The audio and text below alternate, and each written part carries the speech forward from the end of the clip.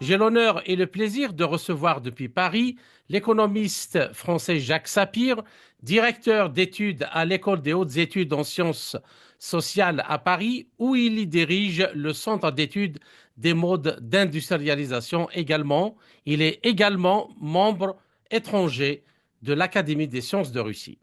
Avec lui, en sa qualité d'observateur avéré et averti des questions économiques et politiques internationales, nous allons analyser le bilan de l'année 2024 et les projections possibles sur l'année 2025 à la lumière des récents développements de la situation en Ukraine, au Moyen-Orient, en Occident, États-Unis, l'Europe et l'OTAN et enfin en Afrique.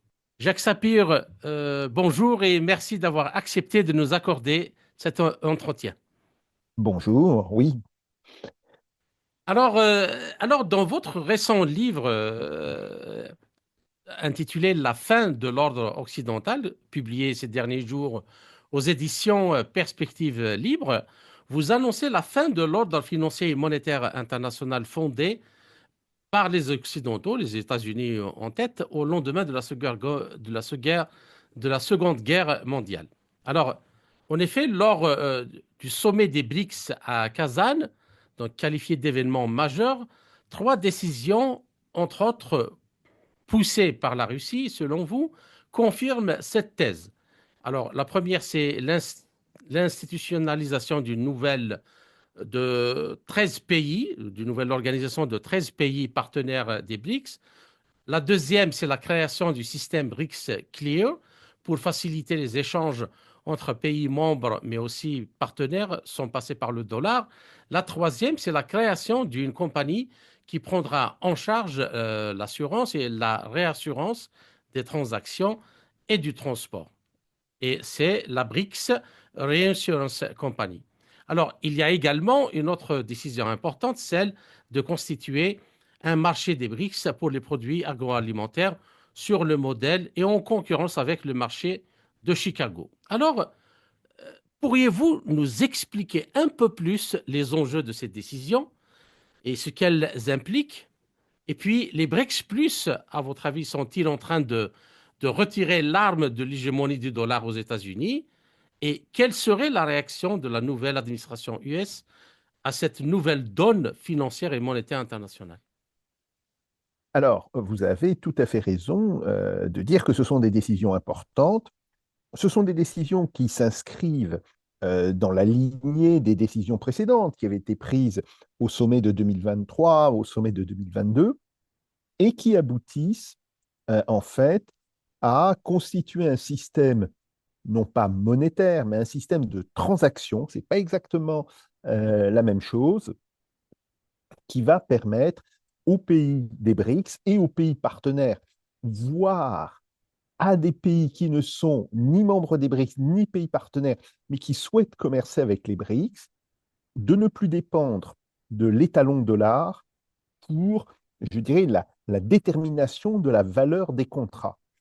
Alors, il faut savoir que quand il y a un contrat international entre une compagnie qui se trouve dans un pays A et une compagnie qui se trouve dans un pays B, bien, on définit d'abord la valeur de la transaction, des machines, des matières premières, des biens de consommation, bref. Et puis après, on définit dans le contrat une monnaie de paiement.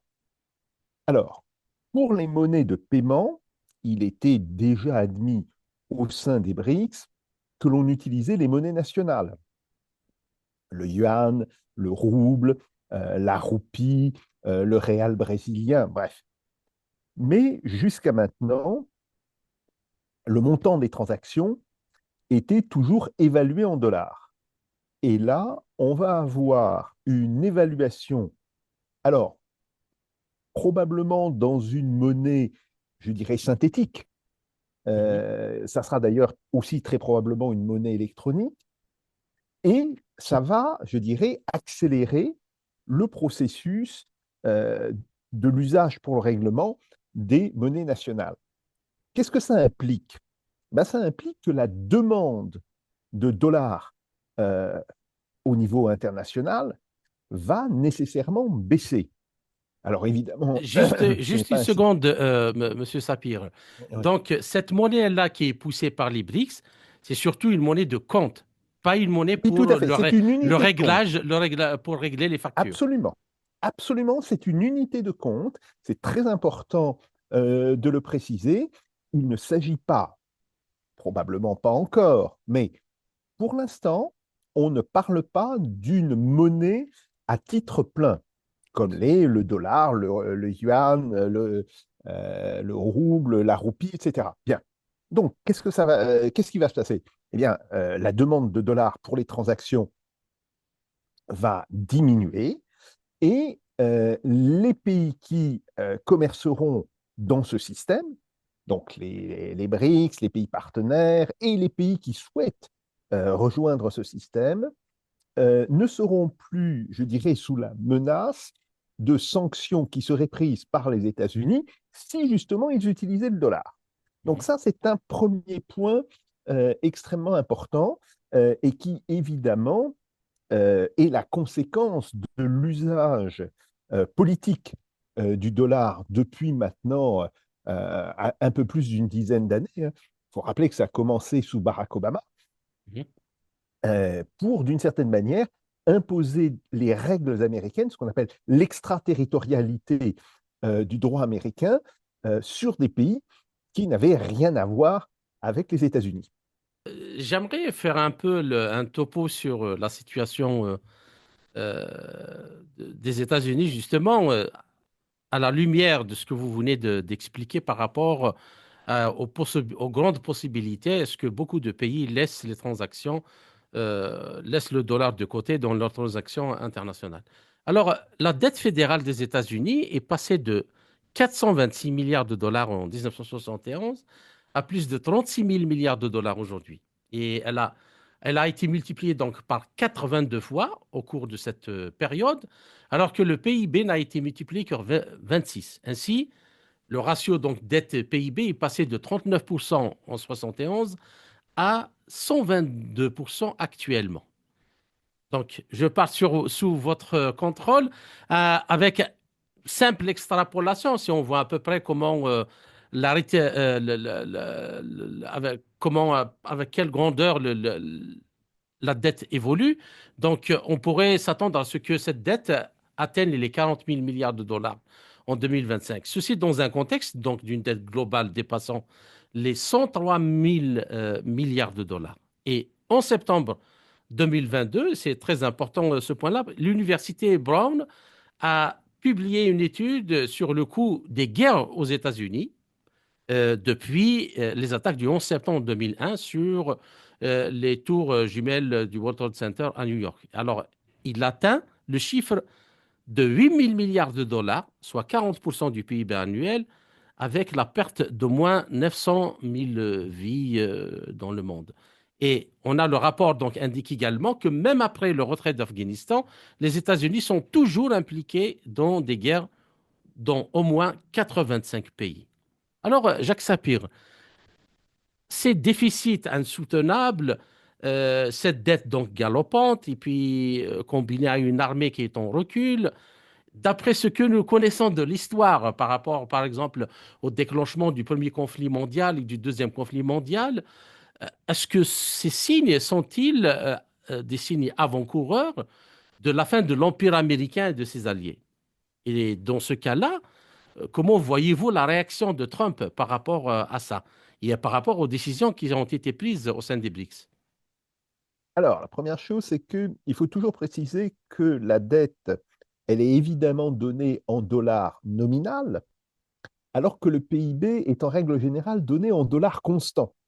Ce qui explique en réalité l'écart qu'il y a entre le taux de Mhm. croissance de la dette et le taux de croissance du PIB. Je le signale parce que c'est un piège dans lequel on tombe très souvent. En réalité, ce qui est important, c'est la dette en proportion du PIB. Oui, elle a augmenté d'à peu près 3 fois. Elle est passée, comme vous l'avez dit d'ailleurs, d'autour de 35% du PIB à maintenant plus de 110% du PIB. Bon, c'est ça qu'il faut avoir à l'esprit. Alors ensuite, se pose une question qui est de savoir, mais pourquoi les gens, pourquoi les États, mais pourquoi aussi les sociétés, les entreprises achètent-elles du dollar? Et en réalité, on voit que le dollar joue deux rôles extrêmement importants dans le monde. Tout d'abord, c'est une monnaie de commerce, une monnaie de transaction extrêmement importante. Et c'est là justement où la décision prise par les BRICS pourrait avoir un impact. Et puis, c'est ce qu'on appelle une monnaie de réserve. C'est une monnaie, en fait, qui sert à l'épargne, pas tellement des particuliers, mais essentiellement à l'épargne des entreprises. Et cela pour une raison très simple, c'est que jusqu'à maintenant, la liquidité d'un titre libellé en dollars, par exemple, le bon du Trésor émis par le Trésor fédéral à 3 mois, était pratiquement instantané. Donc, ce sont les deux raisons pour lesquelles le dollar est tellement demandé et pour lesquelles les États-Unis ont pu développer leur endettement sans avoir de problème réel. Alors, qu'est-ce qui va se passer maintenant? Il est évident que dans l'immédiat, la fonction de réserve jouée par le dollar, autrement dit, son rôle dans l'épargne des entreprises, ne va pas être réellement affecté dans l'immédiat. Par contre, ce que l'on peut penser, c'est que d'ici quelques années, quand le système proposé par le sommet de Kazan des BRICS se mettra en place, eh bien, effectivement, la part du dollar dans les transactions internationales va se réduire. Elle va se réduire probablement autour d'un tiers ou d'un quart. Ça dépend d'ailleurs si ce système est uniquement utilisé par les pays des BRICS, est utilisé par les pays des BRICS et leurs partenaires, et même s'il est utilisé par les BRICS, les partenaires des BRICS et d'autres pays. Bon, ça, on n'en sait encore rien. Donc, on peut penser que la part du dollar comme monnaie de transaction va diminuer entre un quart et un tiers. Mais si je reviens maintenant sur le rôle du dollar comme instrument d'épargne, et il s'agit pas, je rappelle, il ne s'agit pas tellement de l'épargne des ménages, même s'il y Oui, a oui, beaucoup de oui. pays où effectivement les ménages épargnent en dollars parce qu'ils n'ont pas confiance dans leur propre monnaie, par exemple en Argentine. Bien. En fait, on voit bien que euh, ce qui fait la force du dollar comme monnaie d'épargne, c'est deux choses. Tout d'abord, la liquidité extrêmement importante du dollar. Le fait que pratiquement partout, vous avez un titre libellé en dollars, oui, un bon du trésor à 3 mois, à 6 mois, à 2 ans, bon, etc. Vous pouvez aller à la banque centrale d'un pays, ou vous pouvez même aller dans une banque et vous demander de l'argent dans votre monnaie et on vous le donne quasiment Absolument. instantanément. Bon. Mhm. Et la deuxième raison, c'est que évidemment, la force d'une monnaie, ce ne sont pas simplement des critères macroéconomiques, le degré d'endettement, la croissance, la profondeur des marchés financiers, et ce sont aussi des facteurs géopolitiques. Les États-Unis restent euh, une très grande puissance mondiale. Économiquement, c'est probablement plus la première puissance. La Chine les a dépassés depuis quelques années. Mais néanmoins, on voit bien que Mhm. militairement, politiquement, ça reste une puissance mondiale absolument considérable.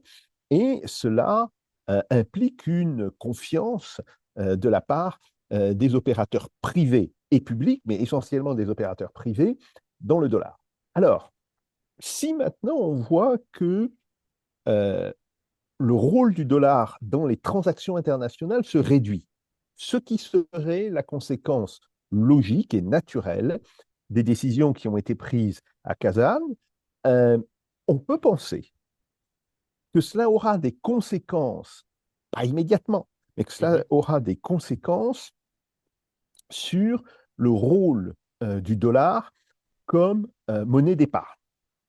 Et là, effectivement, les choses peuvent changer et peuvent changer brutalement. Parce que, si vous voulez, il y a un problème dans la manière dont on conçoit ces évolutions.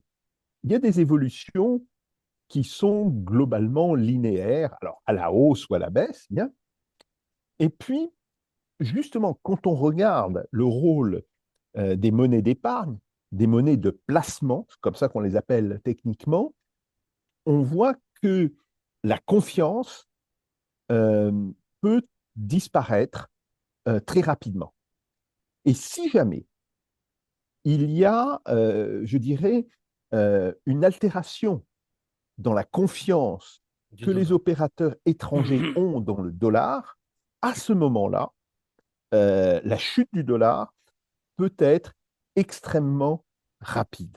Alors, je me répète, c'est clairement pas un scénario pour demain matin, pour l'année prochaine, voire même pour dans 2 ans, mais si on pense que le rôle du dollar comme monnaie de transaction va, d'ici 2030-2035, diminuer de manière assez conséquente, je le rappelle, entre un quart et un tiers, en sachant déjà que la monnaie d'investissement la plus utilisée, bon, c'est le dollar, mais immédiatement derrière, vous avez le yuan convertible, hein, le renminbi convertible.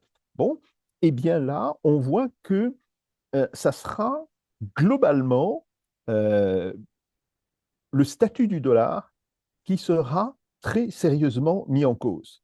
Et ce que l'on voit déjà depuis quelques années, c'est une érosion. Alors une érosion lente, je rappelle, là, pour l'instant, on est sur un phénomène linéaire. On voit qu'il y a une érosion dans la confiance qu'ont les banques centrales dans le dollar. Grosso modo, la part du dollar dans les banques centrales, dans les réserves des banques centrales internationales, représentait autour de 64-65% il y a une dizaine d'années. Aujourd'hui, elle ne représente plus que 58%. Alors, ce n'est pas une baisse importante, mais c'est une baisse régulière tous les ans, tous les trimestres. On voit que cette Si l'on proportion prend, baisse. Monsieur Sapir, si on l'on prend l'exemple du secteur de l'énergie, si par exemple tous les grands producteurs d'énergie basculent vers le yuan ou le rouble ou la roupie indienne ou cette monnaie de compte ou cette unité de compte des BRICS, déjà, rien que le secteur de l'énergie si cela se produit, et va faire sortir une énorme quantité de dollars dont plus personne ne voudra. Cela peut causer d'énormes problèmes aux États-Unis, notamment en ce qui concerne l'inflation. Alors, là encore, il faut faire attention. Euh, Bien sûr, quand deux pays commercent sur le marché de l'énergie, par exemple, quand l'Inde achète du pétrole à la Russie, bon, ils ne vont pas utiliser de dollars. D'ailleurs, dans les faits, les transactions se règlent en roupies. Bien. Mhm, Mais d'abord, vous avez le commerce sur les questions de l'énergie entre les États-Unis et le reste du monde. Alors, les États-Unis sont à la fois un producteur d'énergie et un acheteur d'énergie, essentiellement de produits pétroliers. Et là, évidemment, on va utiliser le dollar. Si vous mhm, voulez, quand vous vendez aux États-Unis, eh bien, ils vont payer en dollars. Et quand vous achetez aux États-Unis, je pense par exemple au GNL, au gaz de schiste, qui est acheté par les pays de l'Union européenne, bah, s'ils les achètent aux États-Unis, ils le payent en dollars. Donc ça, c'est un premier point. Deuxième point, euh, quand même, les États-Unis, deuxième puissance économique mondiale désormais, mais donc il faut savoir que le PIB représente, alors c'est calculé en parité de pouvoir d'achat, mais le PIB représente quand même entre 15 et 20% du PIB mondial. C'est quand même considérable. mhm. Eh bien, c'est un pays qui a un commerce avec les autres pays. on lui vend des choses, on lui achète des choses. Donc, de toutes les manières, on continuera à avoir besoin de dollars. Alors, la véritable question qu'il faut se poser, c'est est-ce que ce besoin de dollars, qui est naturel, parce que les États-Unis ne vont pas disparaître du commerce Oui, oui. international du jour au lendemain, est-ce que ce besoin de dollars va être beaucoup plus faible que maintenant ou moins faible? Donc ça, c'est un problème de proportion. Ça c'est une première question qu'il va falloir étudier. Donc je vous dis, moi je pense que la demande de dollars pour les transactions pourrait baisser entre 20 et 30%. Bien. Et Mhm. puis la deuxième question qu'il faut se poser, c'est est-ce que les entreprises, les États vont considérer que en dehors des transactions présentes ou des transactions dans le futur qui sont amenées à passer, est-ce que ces pays vont considérer que le dollar constitue toujours une bonne monnaie d'épargne? Et ça, si vous voulez, ça dépend de deux choses. Ça dépend tout d'abord, évidemment, de l'évolution du taux de change et de sa stabilité. Si vous voulez, le problème pour l'usage du dollar comme instrument d'épargne, il ne faut pas que sa valeur varie trop brutalement, trop rapidement. Le dollar peut monter, il peut aussi baisser. Alors pour l'instant, le dollar a plutôt tendance à monter par rapport à l'euro. Bien. Bon, il peut aussi baisser, mais pour l'instant, et, et- et je précise bien, il s'agit de mouvements qui sont des petits mouvements. Alors, des petits mouvements plus des petits mouvements, ça vous fait un grand mouvement, je suis d'accord, hein. Mhm. Mais globalement, on est plutôt sur des petits mouvements. Si maintenant le dollar est affecté de mouvements erratiques extrêmement importants. Il perd en quelques jours 10%.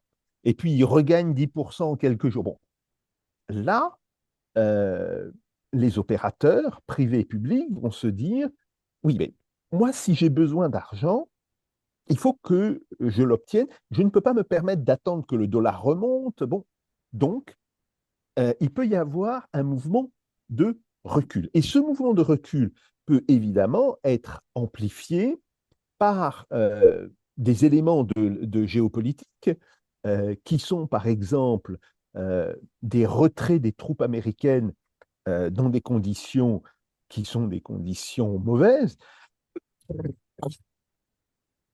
Tout le monde se rappelle euh, les conditions dans lesquelles les États-Unis ont évacué l'Afghanistan. Mais si on remonte beaucoup plus loin, vous avez les conditions dans lesquelles les États-Unis ont évacué le Sud-Vietnam, enfin, Mhm. ce qu'on appelait à l'époque le Sud-Vietnam, hein. Bon, Oui, oui. la partie sud du Vietnam actuel. Bon. Et d'ailleurs, au moment de cette évacuation,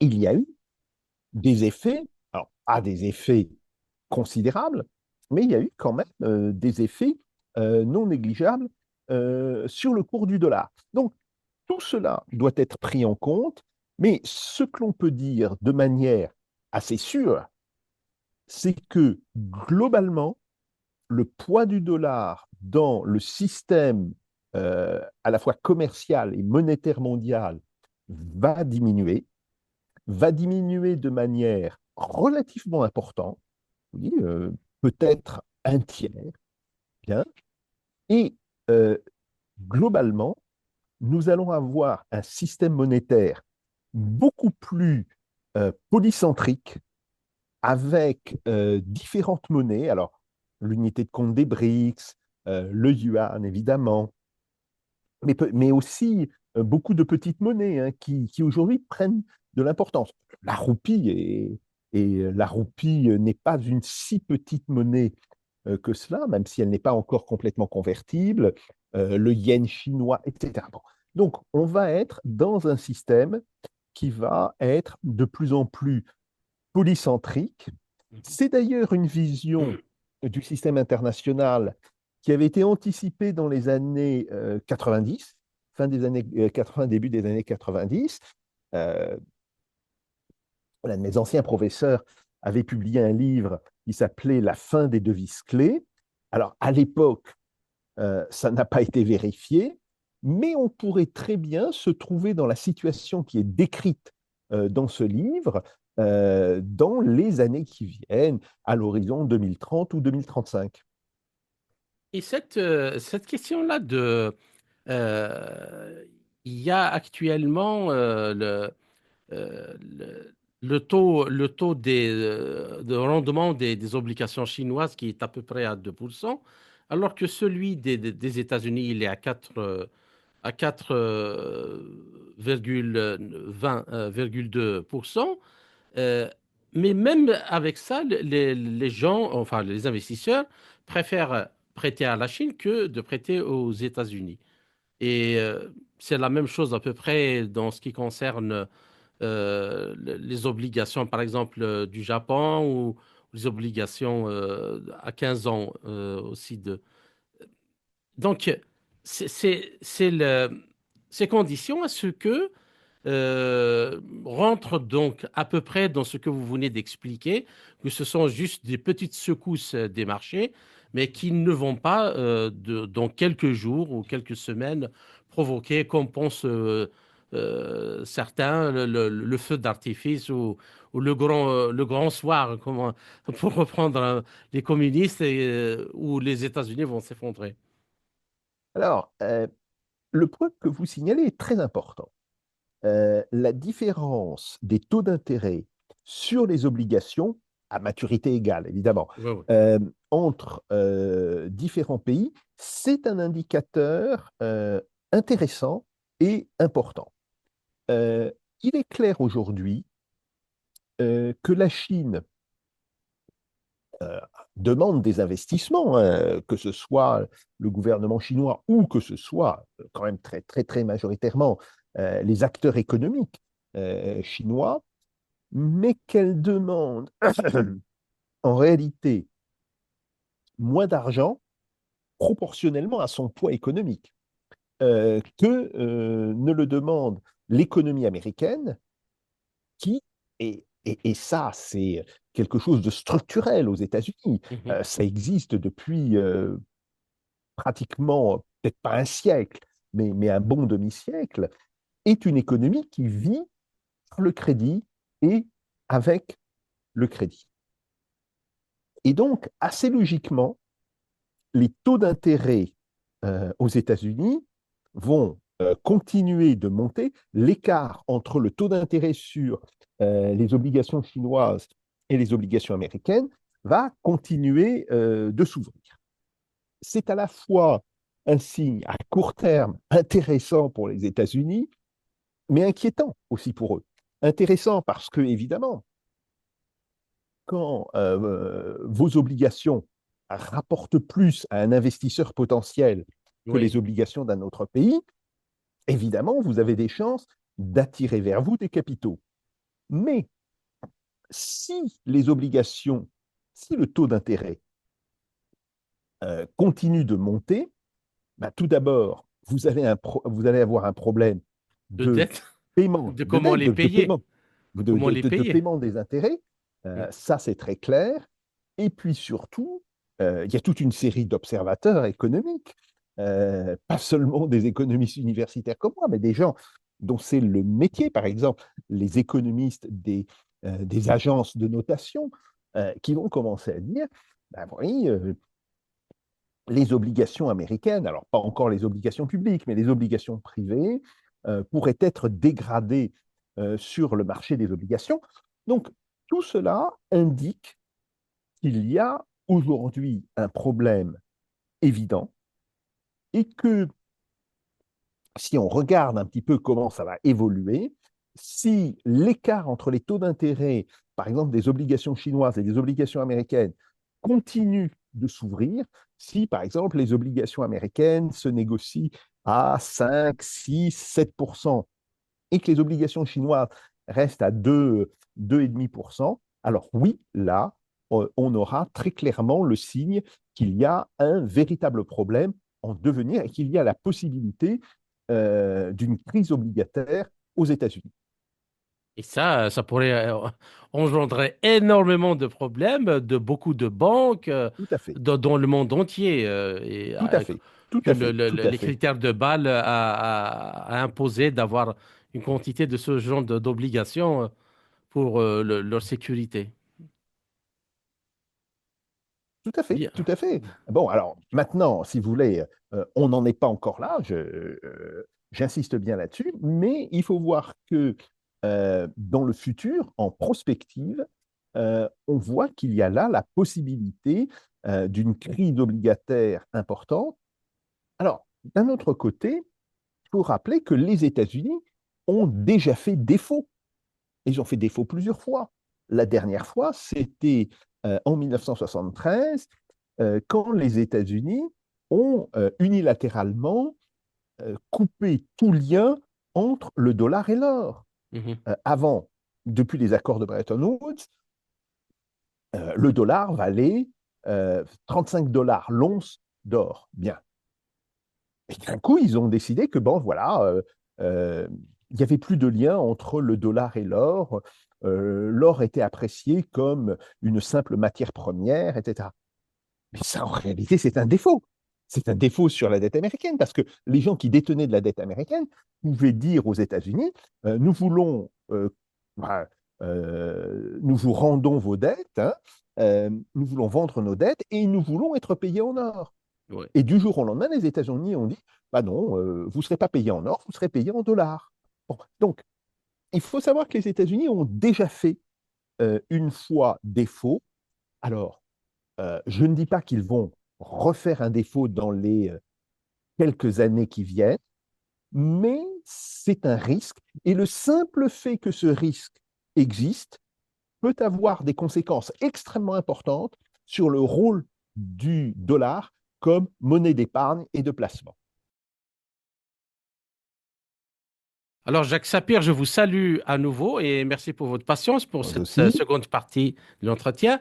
Et en même temps, donc, je rappelle que vous venez de publier un livre chez, intitulé donc la la fin de fin, l'ordre occidental. voilà, la fin de l'ordre occidental.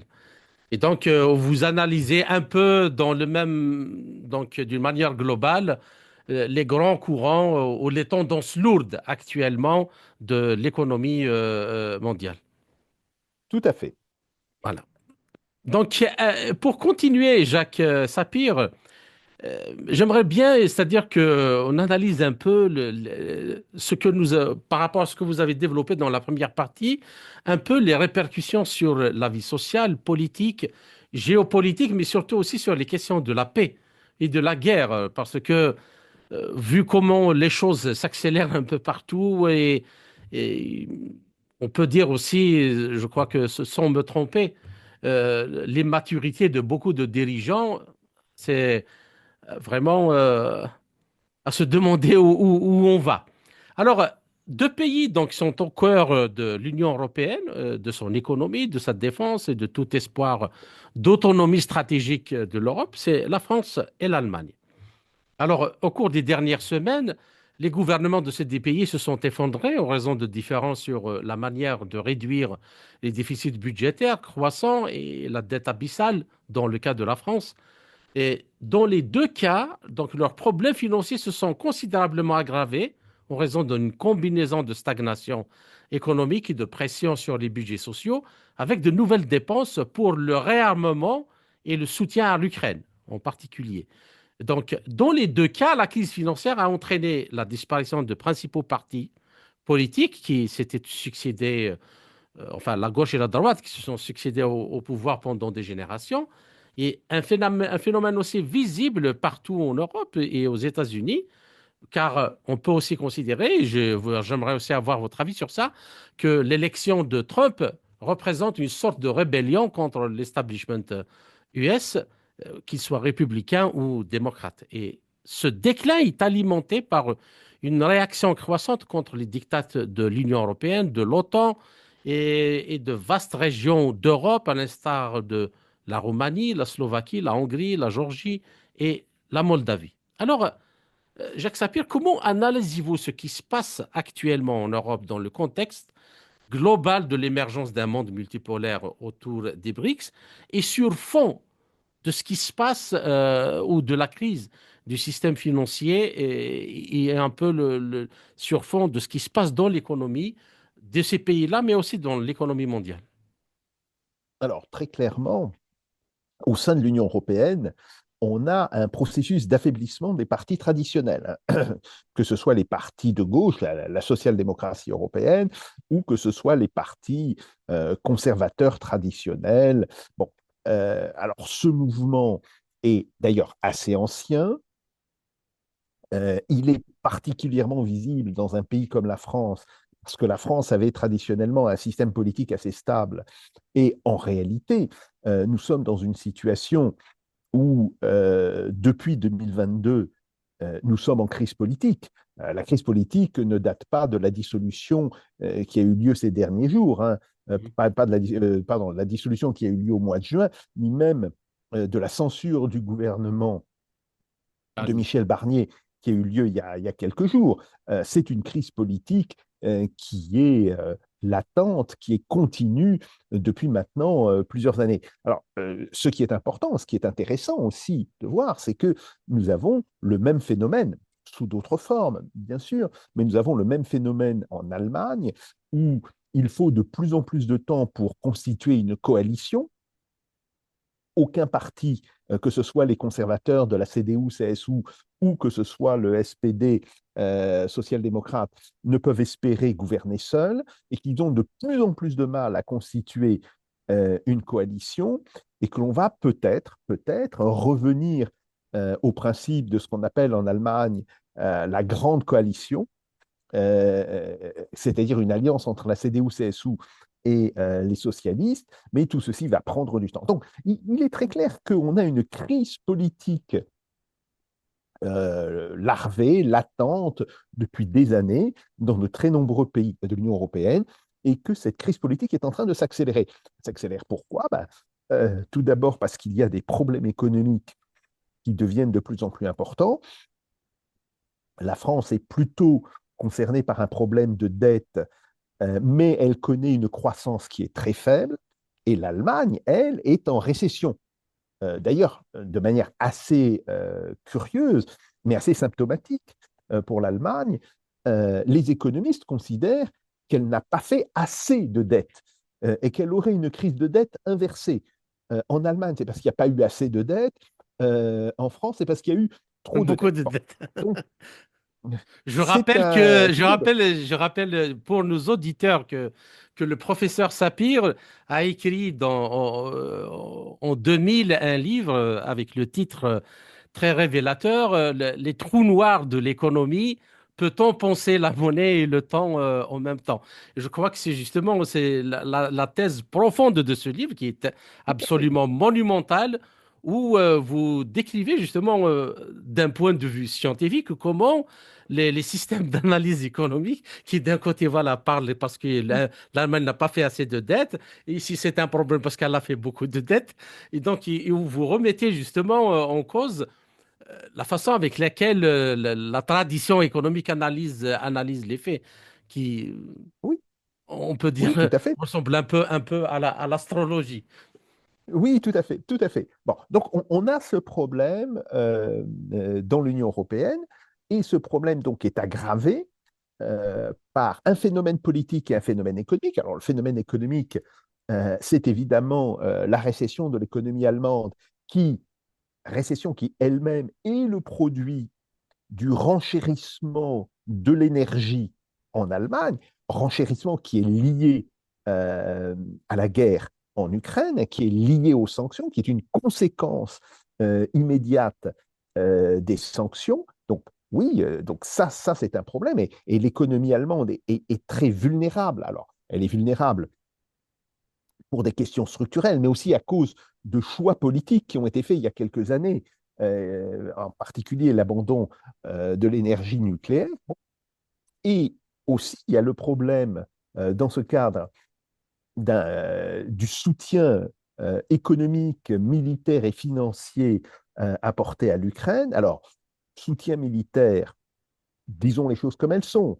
il est relativement faible de la part des pays de l'Union européenne. Hein. Les armements qui vont en Ukraine sont essentiellement des armements d'origine américaine. Bien, mais c'est vrai que l'Union européenne porte à bout de bras le budget ukrainien sans un financement constant de la part de l'Union européenne, l'Ukraine s'effondrerait économiquement. Bon, en même temps, ce soutien ne représente pas un poids, je dirais, si important que cela. Quand on analyse les différentes donations, les différents prêts, bon, on voit que l'Ukraine consomme à peu près l'équivalent de 75 milliards d'euros par an en provenance de l'Union européenne. Alors, ça peut paraître beaucoup, ça représente en fait à 3% du PIB de la France, probablement 2,5% du PIB de l'Allemagne. Donc, on voit bien que c'est à la fois beaucoup et pas beaucoup. Mais comme les pays de l'Union européenne ont leurs propres problèmes, sont confrontés donc à des crises économiques et financières qui ne sont pas négligeables, évidemment, cette question géopolitique vient s'ajouter aux problèmes déjà existants et rend la situation de plus en plus difficile à gérer. Bon. Et si on regarde maintenant de l'autre côté de l'Atlantique, on voit une situation qui est à la fois similaire et très différente. Elle est similaire dans le sens où il y a un rejet des anciens appareils politiques. Mais ce rejet, qu'il soit démocrate ou républicain, mais ce rejet, il a pris la forme de la prise du pouvoir au sein du Parti républicain par un courant populiste représenté par Donald Trump, bon, mais qui a aujourd'hui complètement assis sa domination sur l'appareil républicain.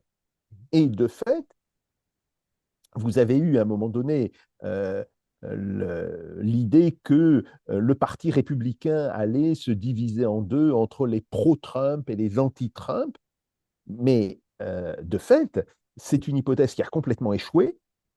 L'élection de Trump en novembre dernier a démontré d'une certaine manière la puissance de ce mouvement populiste et son emprise sur le parti républicain, qui d'ailleurs a gagné les élections législatives qui avaient lieu en même temps. Hein.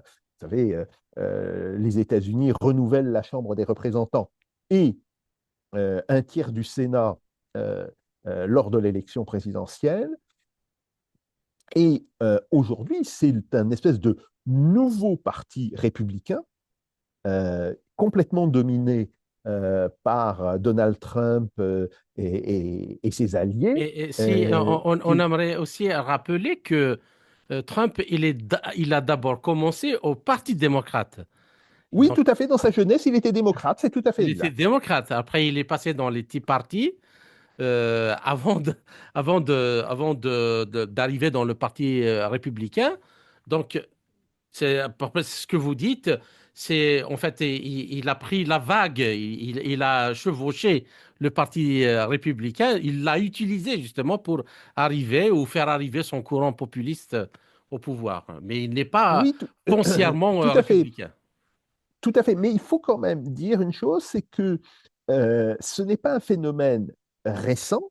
Il faut rappeler que la première fois où il a été élu, c'est 2016. Et il a déjà fait un mandat Mhm.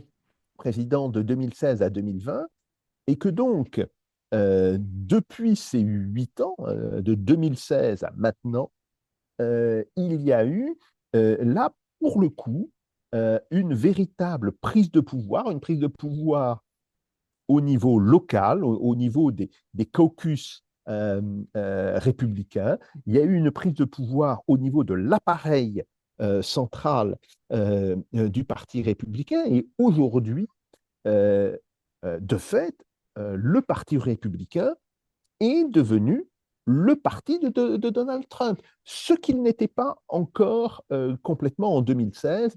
En 2016, il y avait justement cette idée qu'il y avait des républicains qui suivaient Donald Trump par opportunisme, mais qui n'étaient pas du tout de ses alliés idéologiques. Aujourd'hui, la situation est très différente. Donc, si vous voulez, c'est à la fois quelque chose qui ressemble à la situation qui se passe en Europe, discrédit des anciens appareils politiques, montée d'une vague populiste, mais c'est très différent en ce sens où il n'y a pas eu la création d'un troisième parti populiste qui aurait affronté tant les démocrates que les anciens républicains.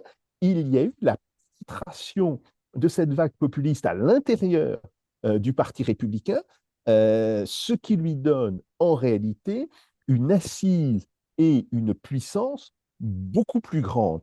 Et si pour l'instant, je dis bien pour l'instant, dans l'Union européenne, les appareils politiques traditionnels, hein, que ce soit les appareils politiques de gauche, sociodémocrates, ou que ce soit les appareils politiques de type conservateur, arrivent péniblement, mais continuent de contrôler un petit peu la situation, ce n'est plus du tout le cas aux États-Unis.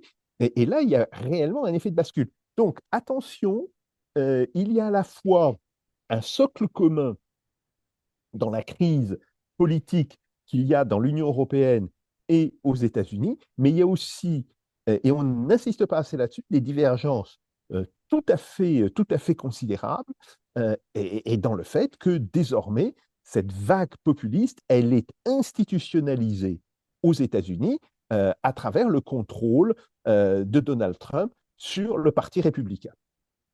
D'accord.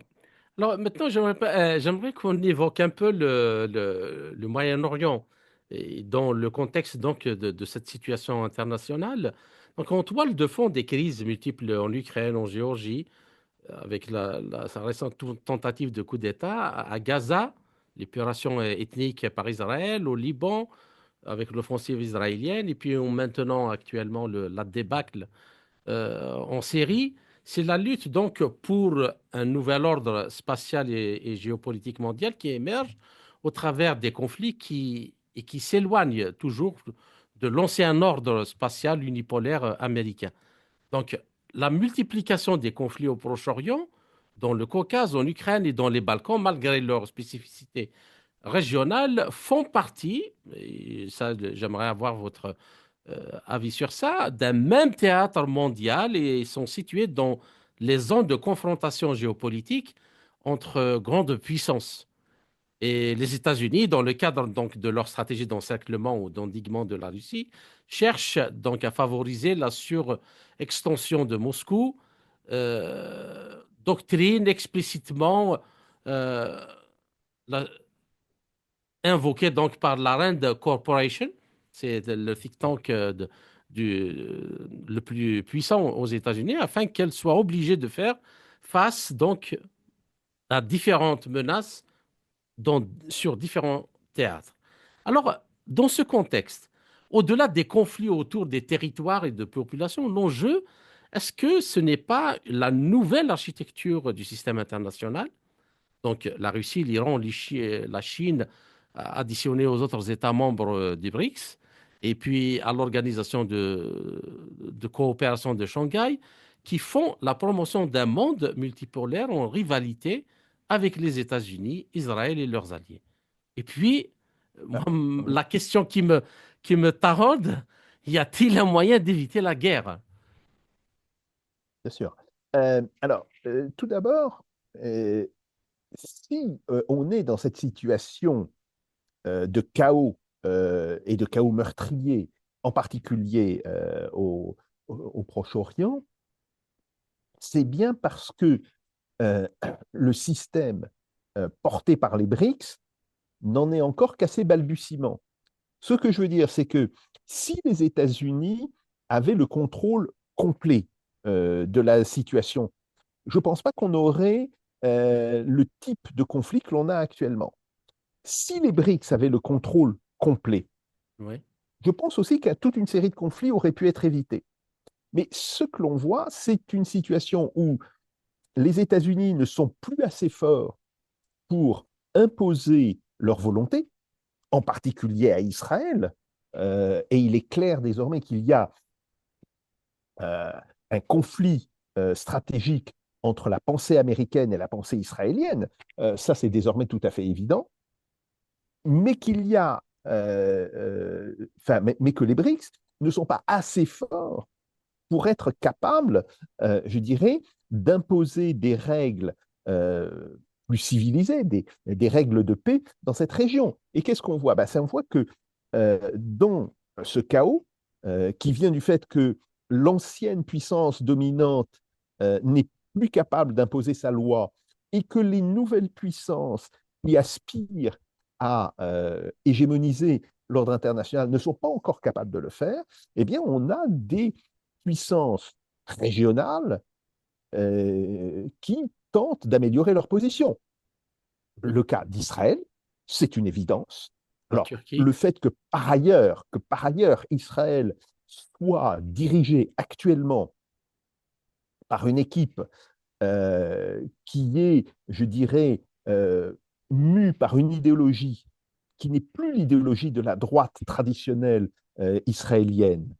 D'ailleurs, on voit, il y a beaucoup de membres du Likoud qui aujourd'hui dénoncent Netanyahou, mais qui est en fait porté par une idéologie religieuse, messianique, avec tout ce que ça implique. Bon, donc ça, c'est un premier point.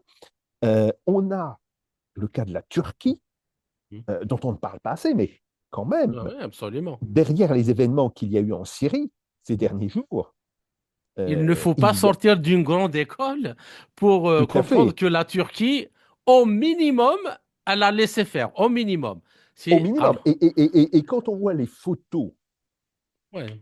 de l'équipement euh, des, euh, des rebelles qui ont renversé Assad, Mhm. il y a énormément d'équipements américains. Alors, pas l'équipement américain le plus neuf.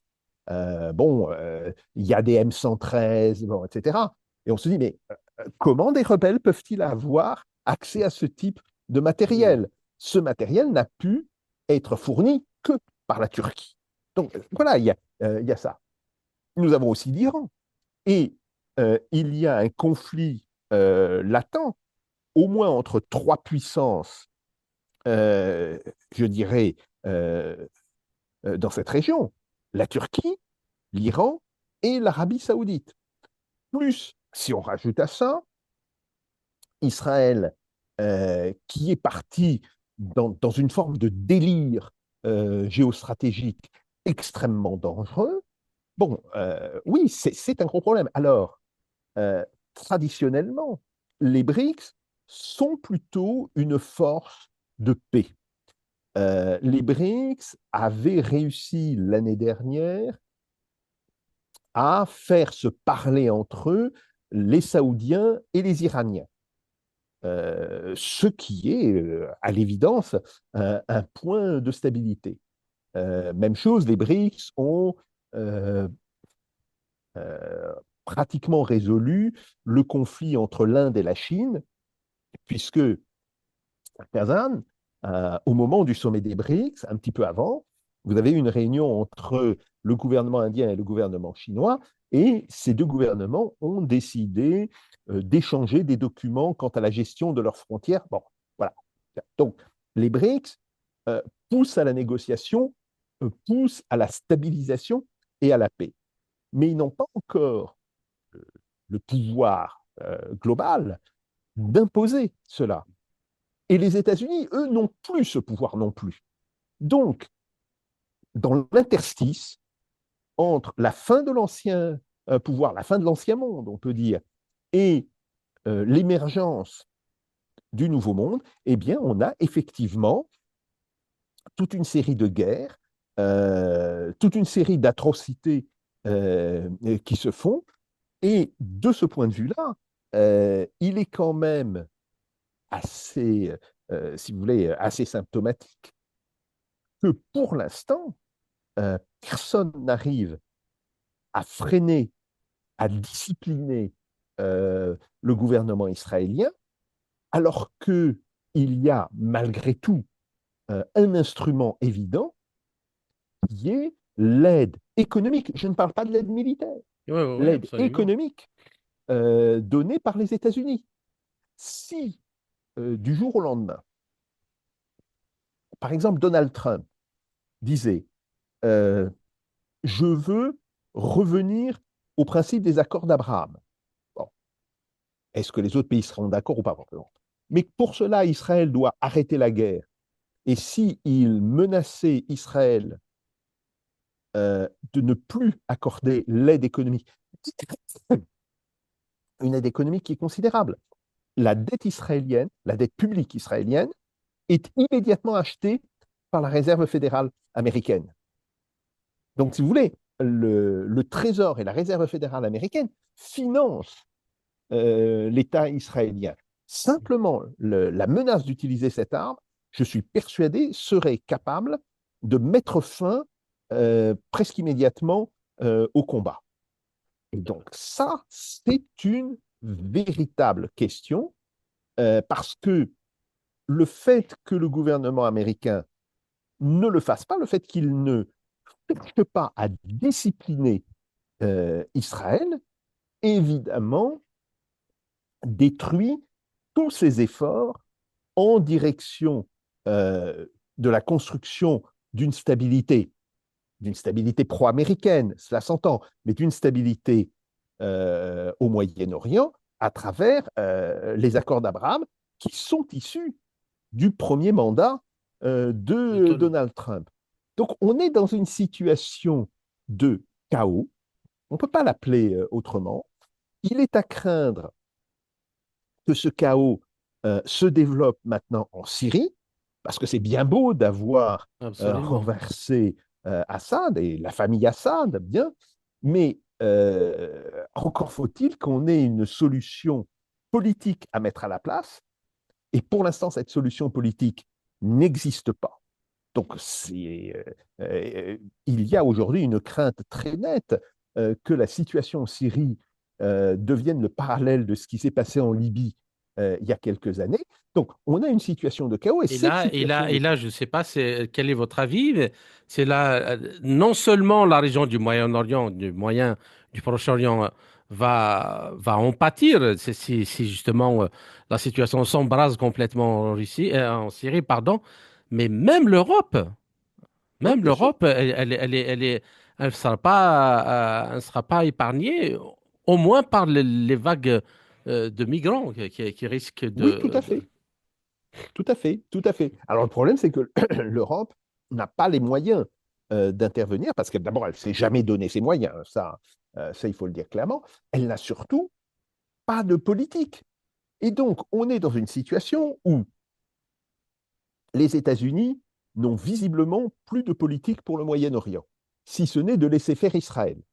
Alors, ils condamnent le gouvernement israélien sur certains points, mais dans les faits, ils laissent faire. Donc, c'est bien le. Et ils laissent faire, y compris quand la politique israélienne va contre leurs propres intérêts. C'est ça qui est très inquiétant. Donc, ça veut dire qu'en réalité, les États-Unis ont perdu le contrôle sur la région. On a évidemment l'Europe qui n'a pour l'instant aucun moyen d'intervenir et les pays des BRICS qui évidemment ne sont pas pour une intervention militaire, mais qui peuvent peser politiquement et économiquement, qui n'ont pour l'instant peut-être pas le poids suffisant pour ce faire. Donc, il faut craindre que chaos actuel perdure encore pendant plusieurs mois, voire 2 ou 3 ans, avec des conséquences qui sont euh, des conséquences qui sont extrêmement graves. Évidemment, il y a le nettoyage ethnique qui est en cours à Gaza, bon, mais il peut y avoir un autre nettoyage ethnique qui sera probablement comparable à celui de Gaza, qui pourrait se produire dans les territoires occupés en Cisjordanie, qui en fait, il faut toujours le rappeler, c'est une des priorités du gouvernement israélien, de l'alliance politique qui s'est constituée entre une fraction du Likoud et des groupes fanatiques religieux comme ceux qui sont emmenés par le rabbin Kahan. Donc ça, c'est quand même un des grands dangers. Mais qui dit une politique de nettoyage ethnique dit la déstabilisation de la Jordanie, prise entre une Syrie qui est probablement vouée au chaos, au moins pour les mois qui viennent, et la politique israélienne. Mais si la Jordanie elle-même sombre dans le chaos, ça aura évidemment à un moment donné des conséquences, que ce soit sur l'Irak Absolument. ou que ce soit sur l'Arabie saoudite. Donc, on voit bien que toute cette logique ne correspond ni aux intérêts américains, ni aux intérêts des pays des BRICS, et probablement pas même aux intérêts de la Turquie, mais que pour l'instant, ces trois forces ne sont pas capables de se mettre d'accord ou de se mettre d'accord peut-être certaines d'entre elles, hein, par exemple la Turquie et les BRICS, pour tenter de calmer la situation actuelle. Et donc ça, c'est effectivement très inquiétant. Alors, très inquiétant pour l'Europe, hein, c'est très inquiétant d'abord pour les habitants du Moyen-Orient, qui vont être pris dans cette espèce de chaudron infernal du chaos. Ça va d'une certaine manière avoir des conséquences sur l'Europe à travers les migrants, mais ça va avoir aussi des conséquences sur les pays d'Afrique du Nord. Car Mhm. qui dit une situation complètement déstabilisée dans cette région dit aussi une possibilité de déstabilisation de l'Égypte, qui a déjà à sa frontière un État complètement éclaté, Deux qui est la États Libye. complètement éclatés, Oui, la Libye oui, et le Soudan. et le Soudan, oui, vous avez tout à fait raison d'insister là-dessus. Donc on voit quand même qu'il y a là une espèce de matrice de chaos extrêmement importante et qu'il serait nécessaire que les différentes puissances qui ont les moyens d'intervenir dans cette région, la Turquie, les États-Unis et les BRICS, via la Chine, la Russie et l'Inde, discutent ensemble et tentent de trouver une forme d'accord qui sera après suggérée ou imposée aux différents acteurs locaux. Mais très clairement, si on ne fait pas ça, on va avoir, je dirais, une poche de désolation, de crimes, de misère absolument insensée dans l'histoire mondiale sur le Moyen-Orient, avec des conséquences en cascade sur tous les pays limitrophes ou les pays qui sont même pas exactement limitrophes, mais qui sont, je dirais, dans la sphère d'action de cette région. D'accord. Donc, chers auditeurs, notre entretien arrive à sa fin. Jacques Sapir, je vous remercie pour toutes ces analyses et tous ces éclairages. C'est J'espère moi qui vous vous remercie. retrouver. J'espère vous retrouver dans les quelques semaines à venir dans un autre entretien pour traiter d'un autre sujet. Merci encore une fois et à très bientôt. Je vous remercie.